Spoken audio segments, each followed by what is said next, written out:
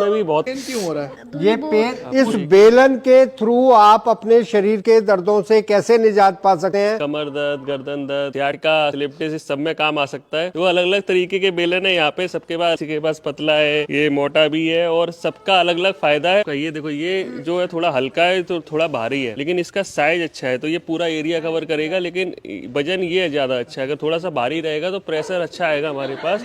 और कैसे कैसे इसका यूज करना है, कभी किसी ने यूज किया है पैसे पहले बेलन का? तो ऐसे रखकर इससे मसाज करी और बैक पे भी पूरा उसको दिया है, उससे बहुत अच्छा, आराम होता है। पूरा लेग मसाज उनका कर रहे हैं अच्छे से।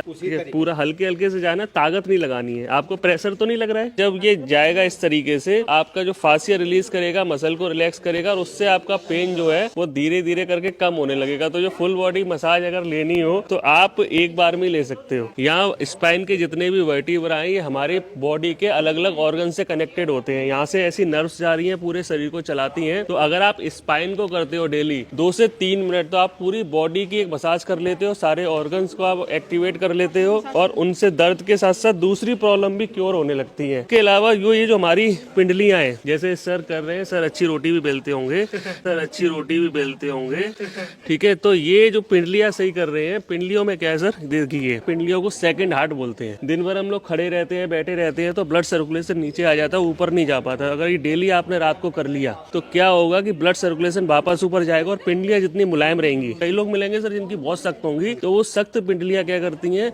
हमारा ब्लड सर्कुलेशन सही नहीं होता, कॉन्स्टिपेशन हो जाएगा। इस तरीके से आप बहुत खुद के पिंडलियों पे भी कर सकते हो। ब्लड सर्कुलेशन तो अच्छा हो गई, ये कॉन्स्टिपेशन और एसिडिटी इस सब में भी आराम देगा। ये मैडम है रोटी बेलना बता रही है, इसमें ताकत नहीं लगानी। ऐसा ना हो कि आप एक प्रॉब्लम क्योर करने में दूसरा पैदा कर लो। पूरा एक्सक्रीटरी सिस्टम आपका ठीक हो जाएगा अगर केवल काफ पर इस तरीके से मसाज जैसे केवल जी कर रहे हैं। अगर ऐसा करते हैं तो एक्सक्रीटरी सिस्टम यानी कि यूरिनरी सिस्टम आपका ठीक। यहाँ एक पॉइंट होता है जिसको अंश मर्म बोलते हैं। अंश मर्म पे अगर आप दबाते हैं तो ये मर्मा थेरेपी में आता है। तो कभी भी फ्रोजन शोल्डर नहीं होगा, कभी भी सर्वाइकल नहीं होगा। अंश मर्म की मसाज आप बेलन के थ्रू कर सकते हैं। ऐसे ही अपने हाथ के सेंटर में अगर आप करते हैं तो आपके डायबिटीज, पूर्पर मर्म, आणी मर्म, इंद्रवस्ती मर्म, और इस तरीके से बेलन का ये वाली साइड पकड़ें, और दोनों हाथों के अंगूठे के और इसके क्षिप्र मर्म होता है। अगर आप इस तरीके से प्रेस करते हैं तो आपकी माइग्रेन, आपकी एसिडिटी और आपकी एंजाइटी, डिप्रेशन सब ठीक होगा। जहाँ ये फ्लैशी एरिया है आपकी फर्स्ट फिंगर और अंगूठे के बीच में, अगर आप एक हाथ में इस तरीके से रखें और इस तरीके से बेलन से प्रेशर दें, इनको पेन क्यों हो रहा है? ये पेन उसी को होगा जिसको इस मर्म को